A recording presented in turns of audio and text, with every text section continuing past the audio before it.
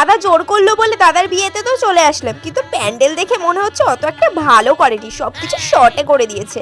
এখন তো দেখছি বৌদির সাথে কথা বলার জন্য আবার লাইন দিতে হচ্ছে। বৌদি কি সেলিব্রিটি নাকি? যত সব।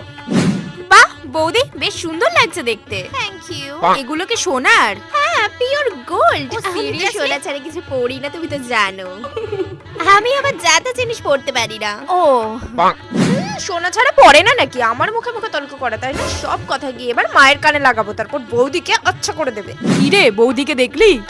হ্যাঁ দেখলাম। কি আর বলবো বলো তো, আমার ভোলা ভালা দাদাটাকে পটিয়ে নিয়েছে বলে। না হলে এই মেয়ের সাথে কি আর বিয়ে দিতাম? চলো দেখি কি খাবার দাবার করেছে। দূর, কিছুই সাজানো ভালো হয়নি। দাদা যেখানে বসবে সেই জায়গাটাও ভালো করে সাজায়নি। মাকে ফোন করে সব বলতে হবে। প্যান্ডেলটাও কেমন ম্যারম্যার করছে। রিয়েল ফ্লাওয়ার্স দিয়ে সাজালে মনে হয় বেশি ভালো হতো।